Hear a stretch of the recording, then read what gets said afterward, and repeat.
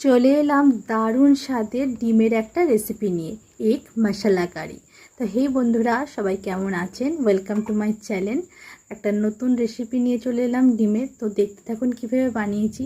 যেহেতু ডিম দিয়ে বানাবো, তো ডিম তো অবভিয়াসলি লাগবেই। তো ডিম আর আলুটা আমি এখানে কেটে রেখেছিলাম, সেটাকে সিদ্ধ বসাতে দিয়ে দিলাম। আর এখানে আমি দুরকম পেঁয়াজ কেটে, একটা কিউব করে, একটা স্লাইস করে, আর কিছুটা টমেটো, ক্যাপসিকাম আর কাঁচা লঙ্কা কেটে রেখেছি, আর আদা রসুনের পেস্ট বানিয়ে রেখেছি। এখানে খুবই সিম্পল, তাড়াতাড়ি হয়ে যায়, ঝটফট, আর দারুণ কিন্তু টেস্টি। তো আমি এখানে ডিম আর আলুটাকে সামান্য হলুদ আর নুন দিয়ে এখানে কিন্তু ভেজে নিচ্ছি তেলের মধ্যে। আর অবশ্যই রান্নাটা কিন্তু সর্ষের তেলে বানানোর চেষ্টা করবেন, তাতে কিন্তু স্বাদ আরও দ্বিগুণ বেড়ে যায়। তো আমার এখানে সবটা ভাজা হয়ে গেছে। এবার আমি ওই তেলের মধ্যে দিয়ে, যদি আপনাদের তেলটা কম মনে হয় আর একটু তেল দিতে পারেন, সেই তেলের মধ্যে একটা তেজপাতা ফোড়নে দিয়েছি। এখানে চাইলে একটা শুকনো লঙ্কা ব্যবহার করতে পারেন। আর দিয়ে দিলাম স্লাইস করে রাখা পেঁয়াজটা। বেশ ব্রাউন করে ভাজা হয়ে গেলে, বেশি একদম না লাল করার দরকার নেই, হালকা ব্রাউন হয়ে গেলে ওতে আদা রসুনের পেস্টটা দিয়ে দিয়েছি। আদা রসুনের পেস্টটাকে ভালোভাবে নেড়ে কাঁচা গন্ধটা চলে গেলে সমস্ত যেগুলো বাকি সবজিগুলো, যেগুলো পেঁয়াজ, ক্যাপসিকাম, কাঁচা লঙ্কা, টমেটো সব একসাথে ওর মধ্যে দিয়ে দিয়েছি। দিয়ে হালকা নেড়ে নেবে, বেশি একদম ভাজার দরকার নেই, তাহলে কিন্তু একদম গলে যাবে।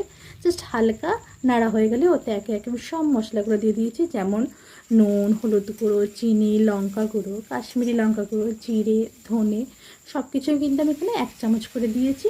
দিয়ে কিছুটা পরিমাণ এখানে আমি জল দিয়ে দিয়েছি। এবার মশলাটাকে ভালোভাবে কষিয়ে নেবো যতক্ষণ না তেল ছেড়ে আসছে।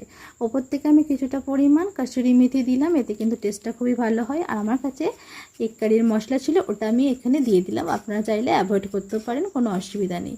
দিয়ে সমস্ত মশলাটাকে ভালোভাবে কষিয়ে নেবো যতক্ষণ না তেল ছাড়ে। মশলা কিন্তু ভালো করে কষানো না হলে রান্না কিন্তু স্বাদ আসবে না, এটা আমি আগেও বলেছি। তো অবশ্যই চেষ্টা করবেন মশলাটাকে ভালোভাবে কষানোর। দেখুন আমার তেল ছেড়ে এসেছে, তাই আমি এর মধ্যে ভেজে রাখা ডিম আলুটা দিয়ে দিলাম। এবার ভালো করে এটা সব মিক্স করে নিচ্ছি গ্রেভিটার সাথে। এটা কিন্তু এত সুন্দর খেতে লেগেছিলো না, যখন এই ডিম আর ক্যাপসিকামের কম্বিনেশনটা যখন মুখে পড়ছিল, খুবই সুন্দর খেতে লাগছিলো। দিয়ে দিলাম 1 চিমটে এখানে গরম মশলা গুঁড়ো, এটা আমি আগিয়ে দিয়ে দিলাম কষানোর সময়। এবার পরিমাণ মতো জল দেবো, অল্প জল দেবো, যেটা আমাদের এটা পুরোটাই সেদ্ধ, তাই আমি অল্পই জল দিয়েছি। রং দেখে যদি আপনাদের খারাপ লাগে তাহলে কিন্তু অ্যাভয়েড করবেন, এটা আমার ফোনের ক্যামেরা কোয়ালিটির জন্য, কিন্তু রংটা কিন্তু এখানে দারুণ এসেছিলো। আপনারা অবশ্যই বাড়িতে ট্রাই করুন। আমি বলছি আমার কিন্তু এখানে রান্না কমপ্লিট। এটা একটু গ্রেভি থাকবে।